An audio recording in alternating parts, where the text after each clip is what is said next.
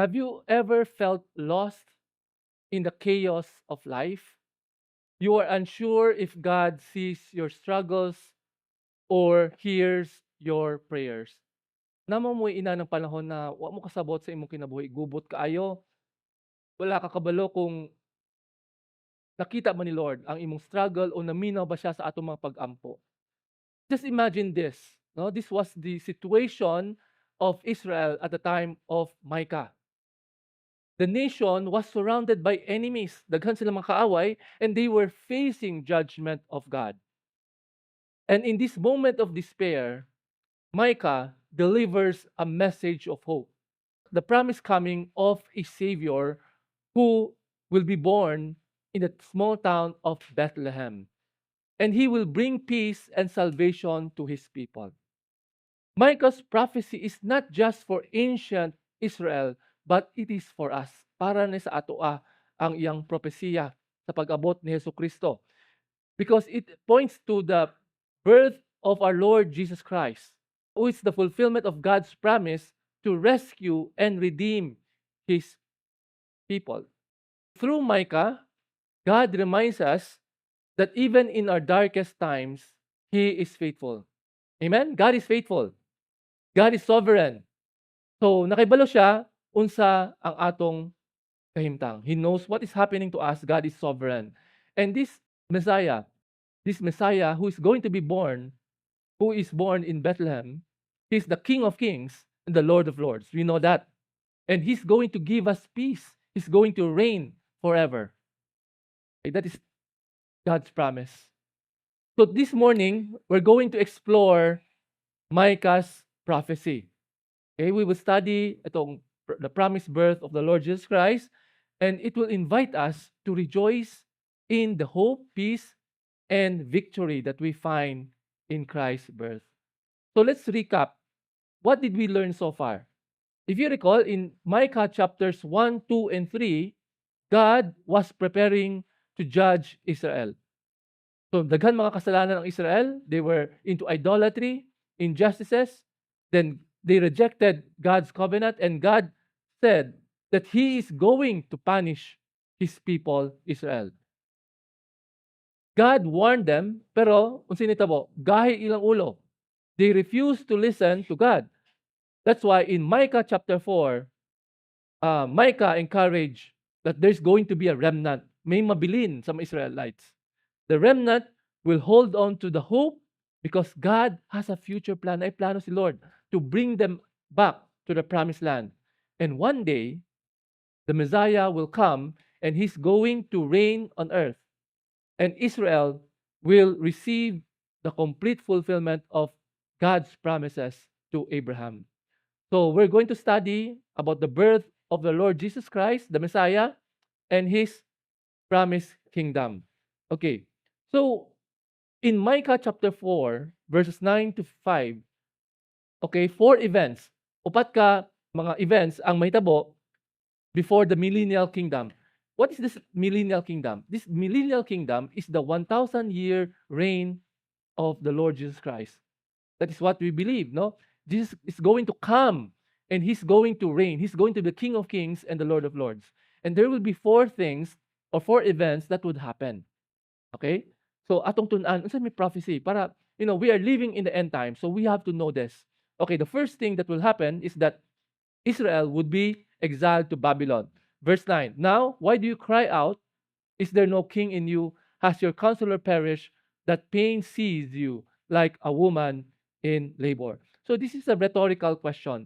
Okay, Micah prophesied 100 years before the fall of Jerusalem to Babylon. So before ningon si Micah, he prophesied, there will come a time that the Israelites will cry out. So where's your king? Where's your counselor? So it's a rhetorical question. In that time that the Babylonians will come, they will have no king, they will have no counselor. Their pain is like that of a woman in labor. Isa man ang mga nanay dire, di ba? Ang labor, sakit kayo. Then that describes the pain that Israel will face when the Babylonians will invade them. And then verse 10, sabi niya, writhe and groan, O daughter of Zion, like a woman in labor. For now you shall go out from the city and dwell in the open country. You shall go to Babylon. So the daughter of Zion here refers to Jerusalem. So gitag na ni Micah that there will come a time that Israel will be in pain. Mura sila mga babae na nag-labor. And then, ingon siya, sige, kamo, paghilak mo, pag-rise mo, okay, pag-groan. Because there will come a time that you will be forced to camp in open fields. Sabi na, you shall go out from the city and dwell in open country. You will live in open country. So, and then you shall go to Babylon. You know, in history, the Israelites were deported to Babylon.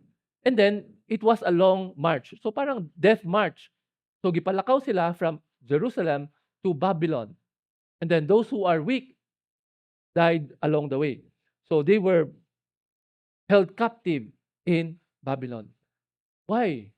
Kasi yun ang kaparusahan ni Lord. That was God's punishment to His people, the Israelites, because of idolatry. And then, there, in Babylon, you shall be rescued. There, the Lord will redeem you from the hands of your enemies. So, ni-promise si Lord that God is going to rescue Israel from Babylon. And when did this happen?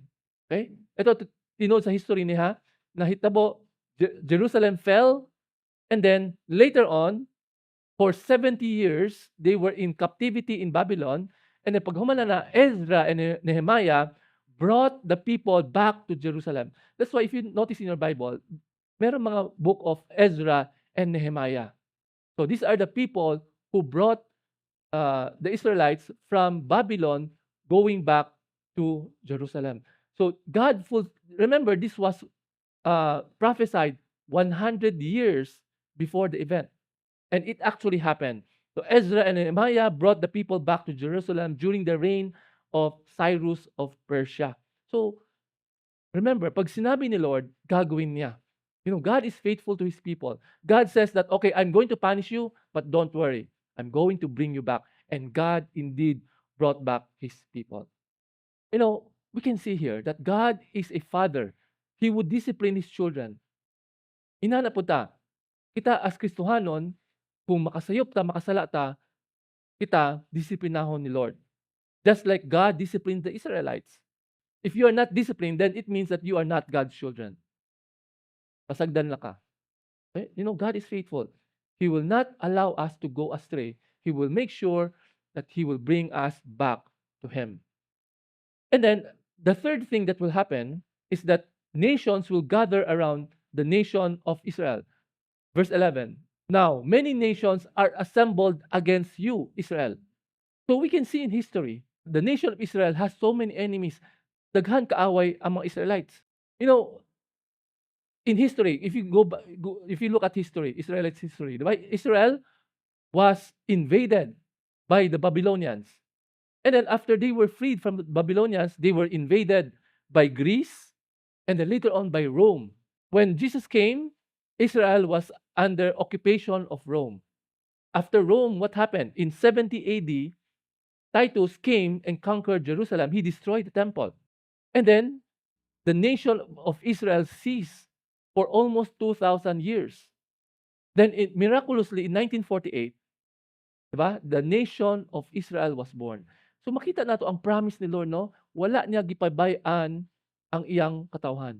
God never left His people alone. Okay, after Israel was disbanded in AD 70, they have no Israelites nation. But in 1948, God brought them back. And kabalo mo, unsa ang gigamit ni Lord para mabalik ang mga Israelites? The Holocaust. A lot of millions of Israelites were killed in Europe during the time. And that's why, because of that, no, that was the catalyst. God brought back a remnant and they formed the state of Israel. Pero even right now, Israel has so many enemies, just like this one. It was prophesied, many nations are assembled against you. Right now, what is happening in the Middle East? Israel is facing enemies from all sides. Hamas, Hezbollah, and even Iran. Why? Because, you know, Satan hates God's people. Because Israel is God's promised people. That's why, a lot of nations wanted to destroy Israel. So that's part of the prophecy. When the time comes, there will be a big battle against Israel. Okay? And then in verse 11, sabi niya, these nations come, they assemble against Israel, saying, let her be defiled. Let our eyes gaze upon Zion. But they do not know the thoughts of the Lord. They do not know his plan. The nations coming to attack Israel is all part of God's plan. God knows what is happening. Just like God outwitted Satan. Akala ni Satan, napatay niya si Jesus Christ. But he did not know that it is part of God's plan that Jesus will die and rose again and he will save mankind. Wala naisip ni Satan. In the same way, these people around itong Hezbollah, itong mga nations all over the world wanted to destroy Israel. That is part of God's plan. So how is it part of God's plan? That God has gathered them as sheaves to the threshing floor. Ayun pala. What do you mean by that? The Lord will deal with Israelites' enemies as easily as a farmer deals with the sheaves of grain on the threshing floor. So, in other words, God is allowing these nations to gather around Israel so that God is going to deal with them once and for all. So, ang pangutana, when will this happen? Well, this will happen according to Revelations 19. There will be an Armageddon. That's going to be the largest attack against the nation of Israel. Okay, it will be the battle of all battles. So all nations will come and try to defeat Israel, but God is going to fight for his people. Parang sinadya ni Lord because God is going to gather the armies of the world like sheaves to the threshing floor. And there, Jesus is going to destroy them once and for all in a climactic battle. Parang mas malaking battle to, the greatest battle, and God is going to win that battle. So wala pa nahitabo, Micah has already prophesied what will happen in the future. And that is the day, in verse 13, Micah says, arise and thresh, O daughter of Zion, for I will make your horn iron, and I will make your hoofs bronze. So this is God talking. Ito yung plano ni Lord. Daughter of Zion referring to Jerusalem. On that day, on the day of Armageddon, God is telling his people Israel, I will make your horn iron. Unsay pasabot ana? Ang horn is a symbol of power. Sabi ni Lord, I will make you a powerful nation, Israel. Okay, I will make your hoofs bronze. Hoofs, mga hoofs ng kabayo. So in other words, God is going to make Israel strong during that time, in the end times. Because God is going to fight for them. So yun. And then sabi na, you shall beat in pieces many peoples. Tatalunin mo sila, mga kaaway ninyo. And shall devote their gain to the Lord, their wealth to the Lord, to the whole earth. So whatever you will plunder from these nations, you will all devote this to the Lord. So this talks about the future time, the end times. There will be going to be an Armageddon, and there's going to be a huge battle. Okay? And then what else? And then in verse 1 of chapter 5, okay, now master your troops, O daughter of troops. Siege is laid against us. With a rod, they strike the judge of Israel on the cheek. Okay, this is what makes studying the book of prophecy confusing. Kasi ang book of prophecy, okay, it predicts what will happen in the future, pero they are not written in chronological order.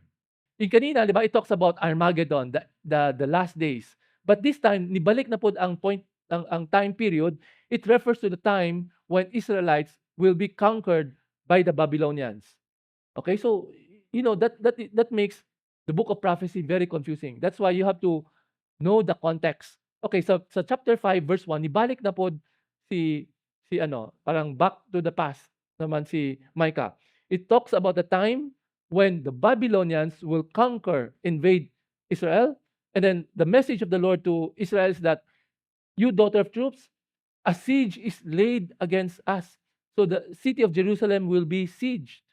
And a rod shall strike the judge of Israel on the cheek. Ang judge here refers to the ruler. So yung hitting the ruler on the cheek is a way of humiliating the leader. So the question is, when did this happen? Remember, this was prophesied hundreds of years before the event. So this was fulfilled in history. How? 150 years later, okay, you will read that in 2 Kings chapter 25 verses 1 to 7. King Nebuchadnezzar of Babylon, he laid siege on Jerusalem. Yung siege kasi, yun ang tactic sa nung unang panahon, they will surround the city so that you cannot go out, no one can go in, so you cannot get food, magugutom mo, mahurot ang imong pagkaon, and then once mag-surrender na mo, then the enemies will come in. So that's the technique during the time. They will lay siege on a city. Okay, here, what happens here in 2 Kings, King Nebuchadnezzar laid siege on Jerusalem. And then, when at the time, King Zedekiah of Judah, he was so desperate, wala na siya mahimo, he tried to escape. But King Nebuchadnezzar caught them. And then, Zedekiah, the king, was made to watch as his sons were brutally killed before him. Ipangpatay ang mga anak ni King Zedekiah. They were killed before his eyes. And then Zedekiah was tortured. His eyes were gouged out. Gitangtang iyang mga mata. So Zedekiah was blind. So he was tortured. So Zedekiah was disgraced. Okay, pinahiya siya. So remember, this was prophesied 100 years before the event. But the Israelites did not change. They did not repent. Gahay lang ulo. And eventually, God punished them. But, after this verse 1, there is a good news in verse 2. But you, O Bethlehem Ephrathah, who are too little to be among the clans of Judah, from you shall come forth for me one who is to be the ruler in Israel, whose coming forth is from of old, from ancient days. Okay, Micah chapter 5 verse 2 prophesied the coming birth of the Messiah. Okay? Coming birth of Messiah. The ruler of Messiah will come from Bethlehem Ephrathah. Asa man yung Bethlehem Ephrathah? It's around 8 kilometers from Jerusalem. Okay? 8 kilometers from Jerusalem. And Ephrathah is the name of the district in Bethlehem where King David was born. Dito pinanganak si King David, and the promised Messiah is going to be born in Bethlehem. Kung sabi pasabot ng Bethlehem, Bethlehem means house of bread. It's very interesting, di ba? Jesus says he's the bread of life. He was born in Bethlehem, the house of bread. Bethlehem, dili ni siya sikat na lugar. It's a small town at the time, and that is the place where Rachel, she's the wife of Jacob, that is where she died. Doon sila namatay sa Bethlehem. She died while giving birth to Benjamin. Okay, and then she was buried nearby. And then Bethlehem was also the place where Ruth and Naomi came. No, that is the place. Ruth was the one Boaz fell in love with, and eventually Ruth became the ancestor of the Messiah. Okay, and then itong Micah chapter 5 verse 2. Do you know that even during the time of Jesus, the religious leaders, the chief priests and teachers of the law, they understood, kasabot sila, that this refers to the coming of the Messiah. Okay, that is why in John chapter 7 verse 42, na-confuse sila. Mao ba ni ang Messiah si Jesus Christ? Because they are wondering, how come the scripture says that the Messiah shall be born in Bethlehem, but Jesus was raised in Nazareth in Galilee. Boto, wala sila ka-expect na Jesus is the Messiah. Because it's true that Jesus was born in Bethlehem along the way, but that is not his home. His hometown is Nazareth. Okay? His hometown is Nazareth. And we know, Micah chapter 5 verse 2 points out to the Lord Jesus Christ. Wala inilain. Jesus Christ yun. He was born in Bethlehem. Bethlehem, dili siya, parang it's a small town. When we went to Israel, Bethlehem, nakita na it's still a small town. Dili na siya bibo kayo, small town.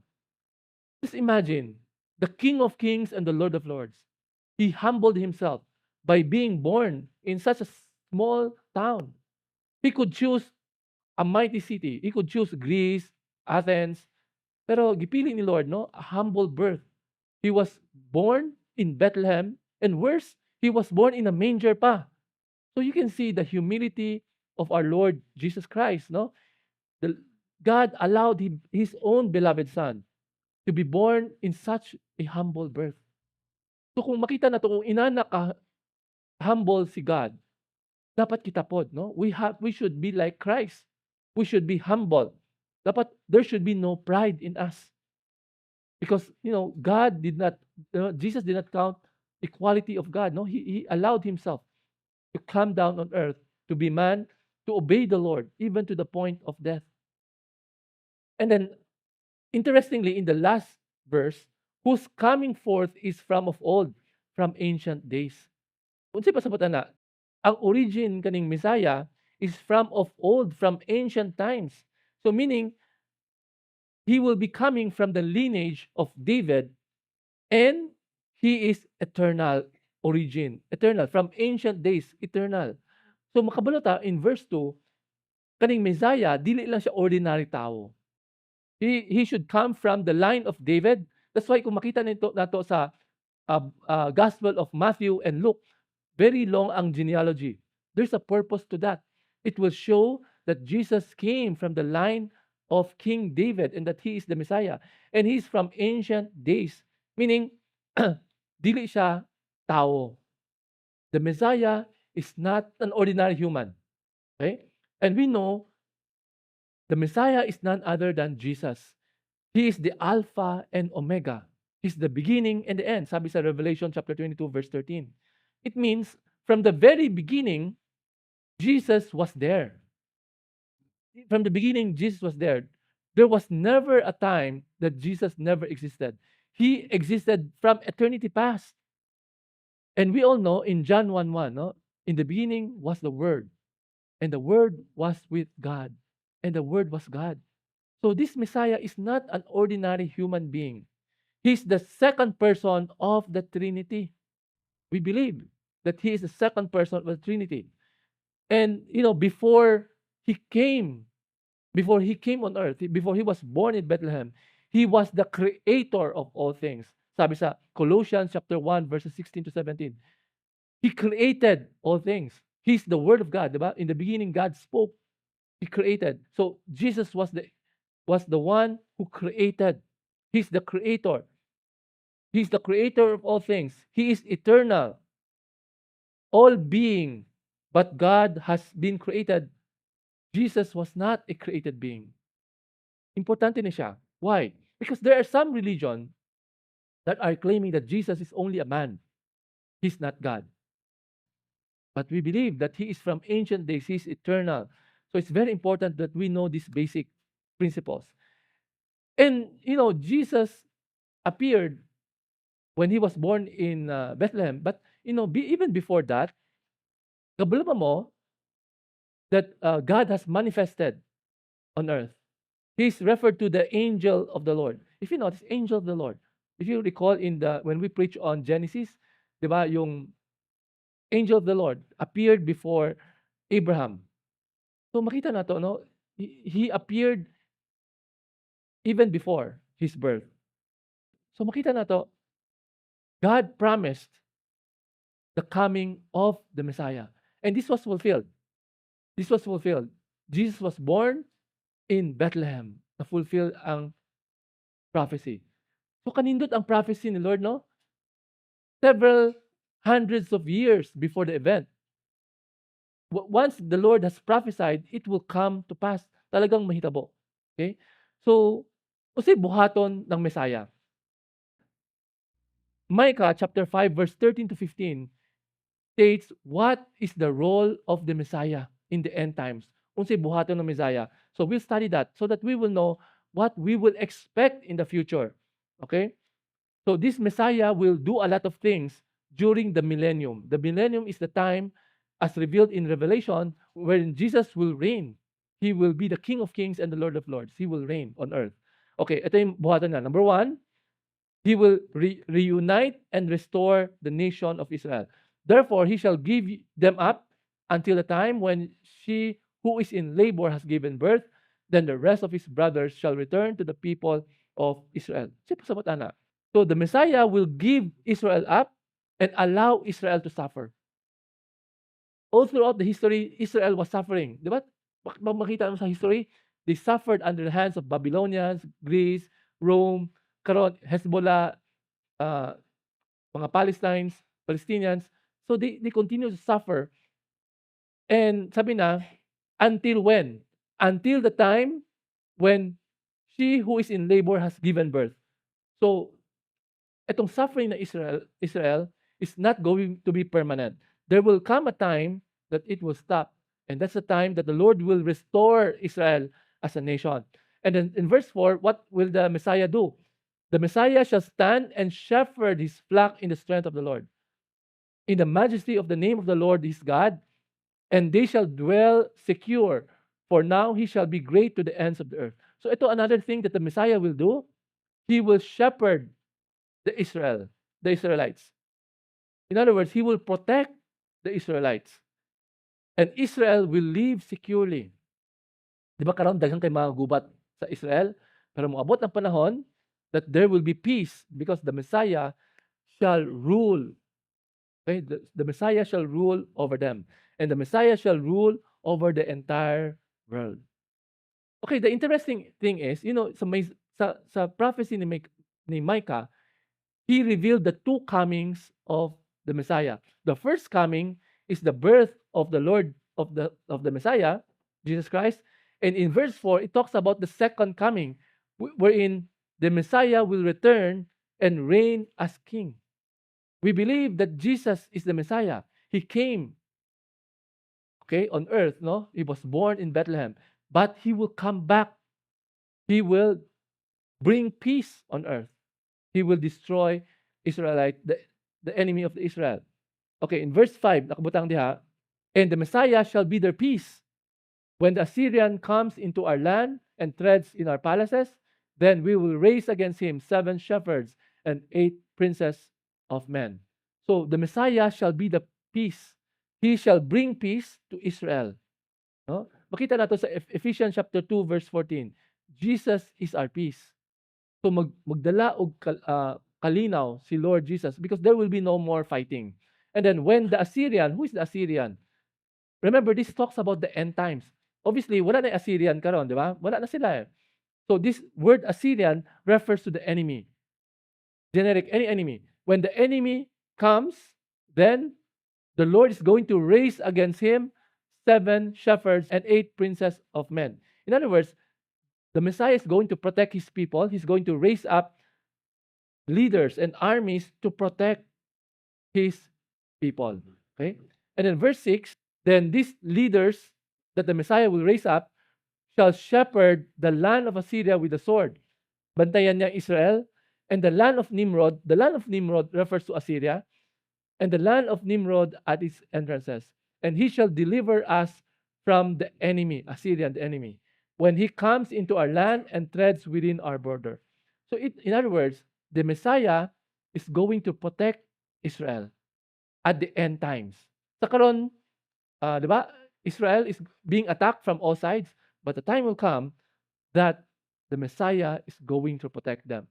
And in verse 7, then the remnant of Jacob shall be in the midst of many peoples, like dew from the Lord, like showers on the grass, which delay not for a man, nor wait for the children of man. Okay, medyo lisod i-interpret na siya because this is poetic. Okay, the remnant of Jacob. Kisa man ang remnant of Jacob? Because God promised, diba? God promised that there's going to be remnant. May mga ilan na mga Israelites i-preserve niya. Aron mubalik niya. So the remnant of Jacob shall be in the midst of many people. They will be like dew from the Lord. So what's it mean, dew and showers? You know, ang dew and showers, you cannot control dew and shower. You cannot control rain. Tama?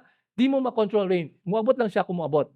So in other words, in the same way, the fate of the people of Israel is under the control of God. Si Lord ang bahala kanila, na ay plano si Lord. God has a sovereign plan for them.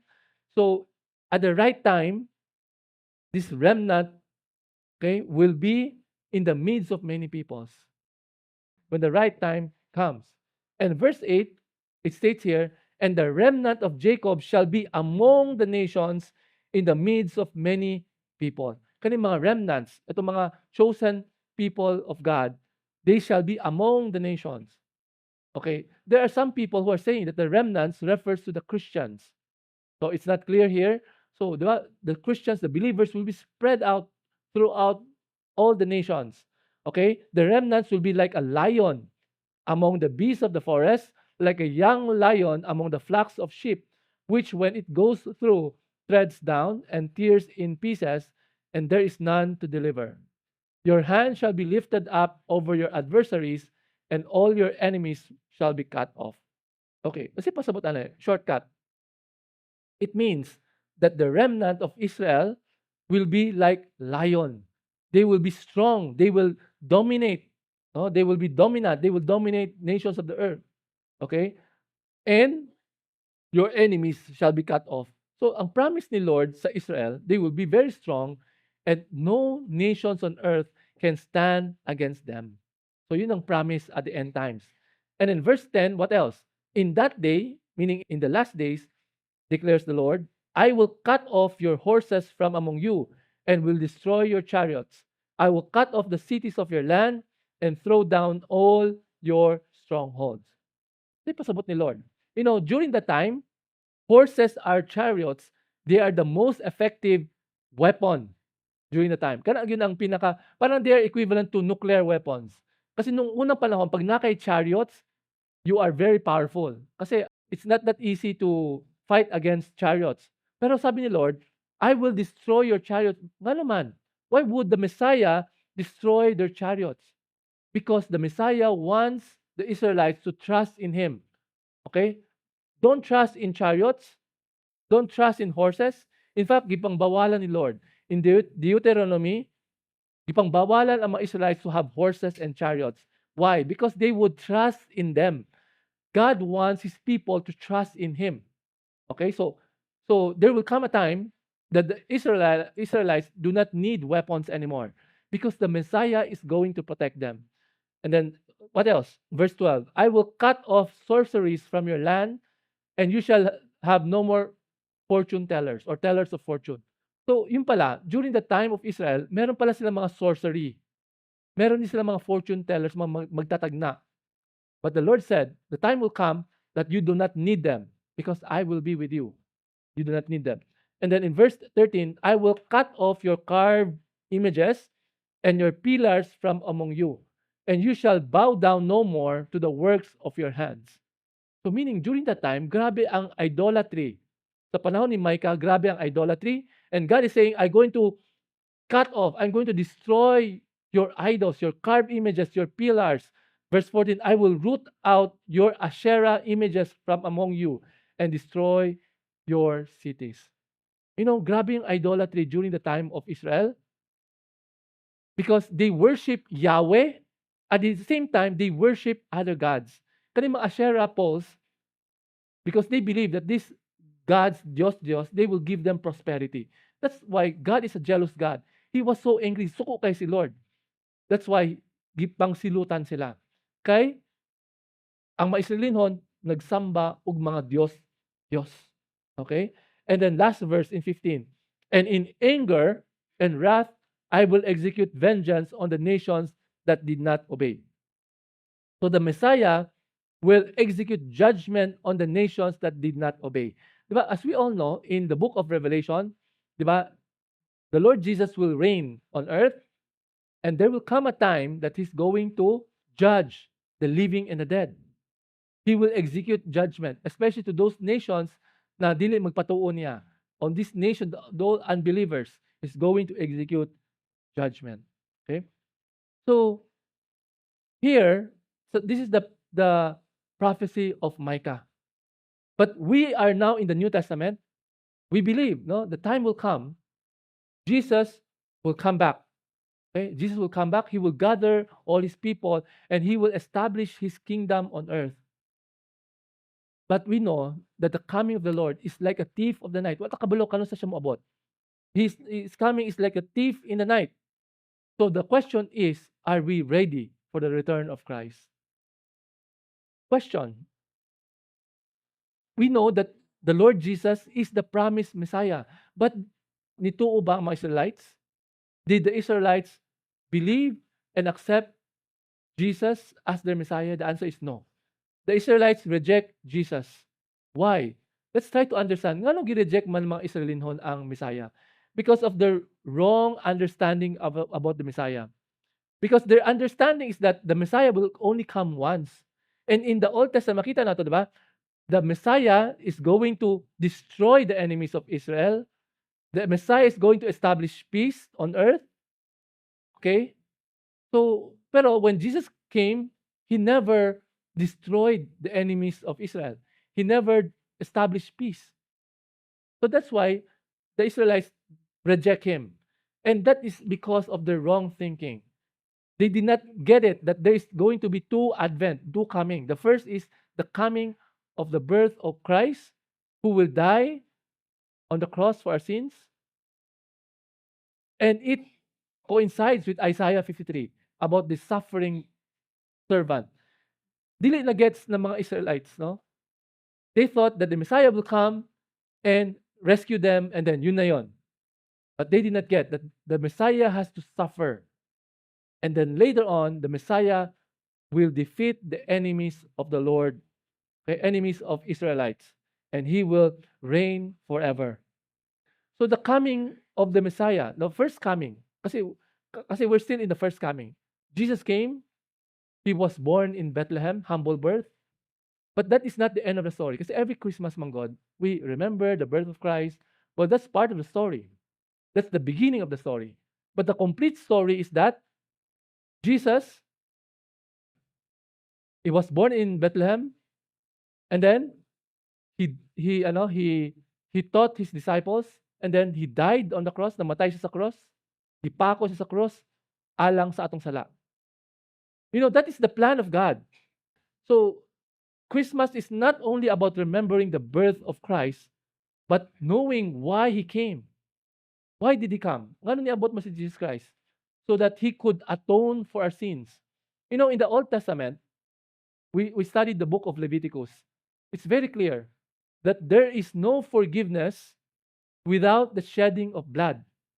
Kailangan na ay mamatay. That's why in the Old Testament, we see the Israelites offering bulls, calves, diba? They kill the animals. They have priests to kill the animal. They offer to the Lord.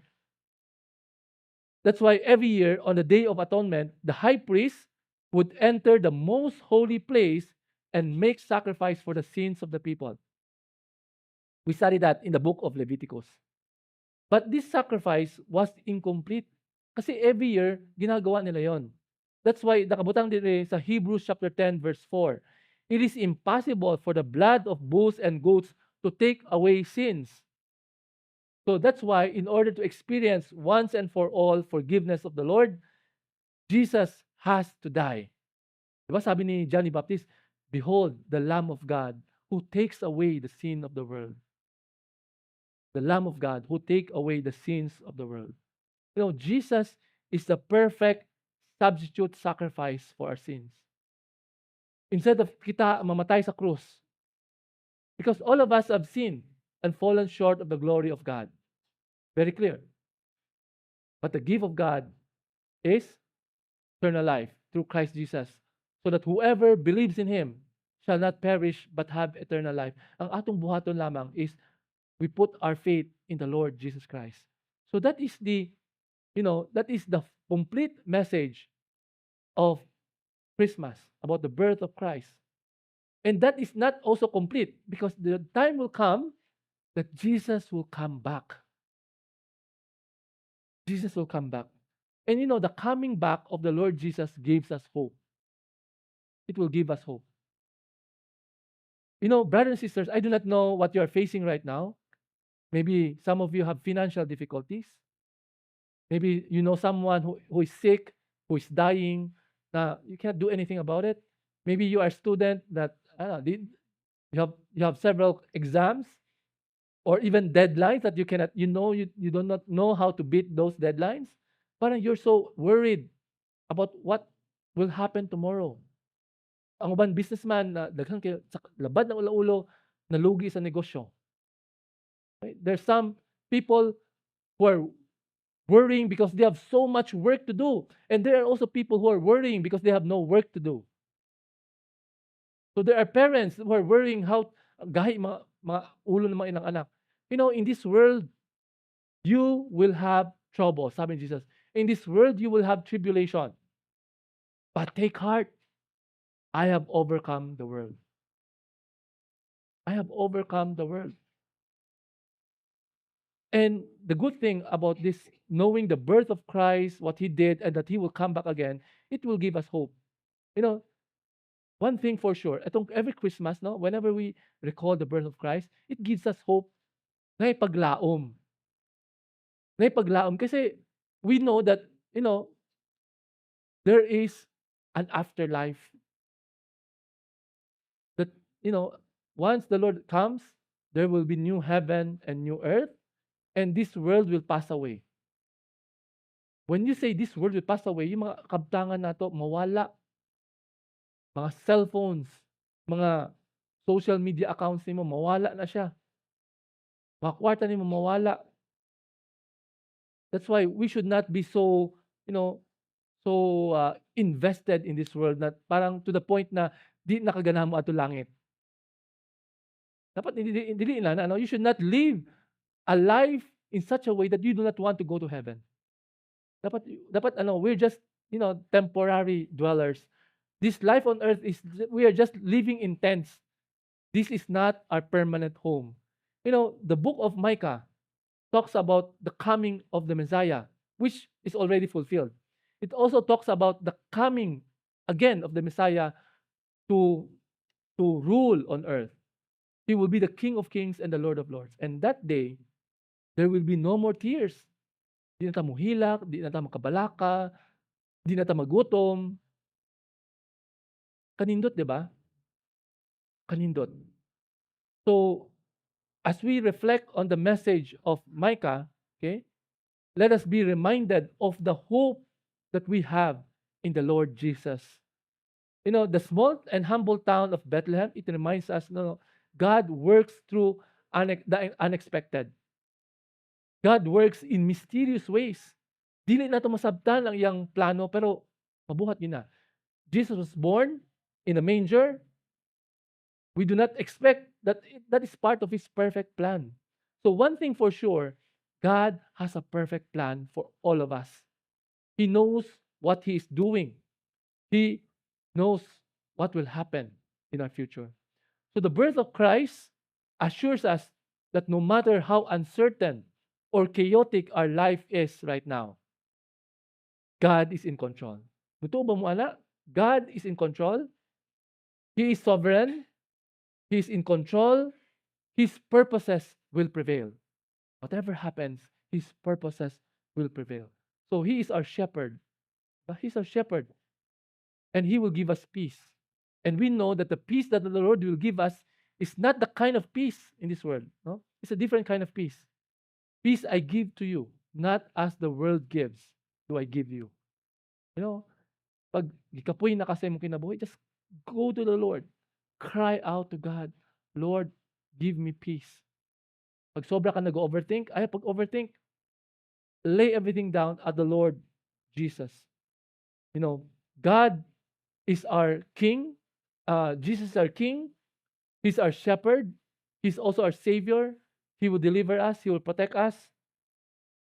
In this Christmas season, let us, be reminded of the faithfulness of our God. Faithfulness of our God because He fulfilled His promises. He fulfilled His promises to Abraham. He fulfilled His promises through the birth of our Lord Jesus Christ. That's why, this is it's a good time that we will recall and worship our Lord Jesus Christ. Worship Him and let our hearts be filled with joy. For the child born in Bethlehem is the hope of the world. Christmas is about hope, it's about the Lord Jesus Christ, and it's about looking forward to His second coming. Amen? So can we all please stand? Let's pray. Thank you, Lord, for your message, O God. Salamat, Lord. Nakita na mo, Lord, even before the actual event, Lord, you have been warning your people, Israelites, to repent. And you promised them of the coming Messiah. You are faithful, O God, na bisan unsa kagahi ang mga Israelites, and bisan unsa kagahi namo ulo, Lord, you have been faithful. You have shown yourself faithful, O God. You have promised that you're going to protect and bring back your people. At the same time, Lord, you are also faithful to us. For you have promised in your word that you will never forsake us nor leave us, O God. And we look forward to the time, O God, that you will come back, that you will reign. You will reign on earth. That's why, Lord, it is our prayer, Lord, please reign. Lord, na ikaw maghari sa among kasing-kasing, Lord God. Please reign in our hearts, O Lord, especially in this season that we're so busy with the preparation, busy with so many things, oh God. Help us not to forget that Jesus is the reason for the season.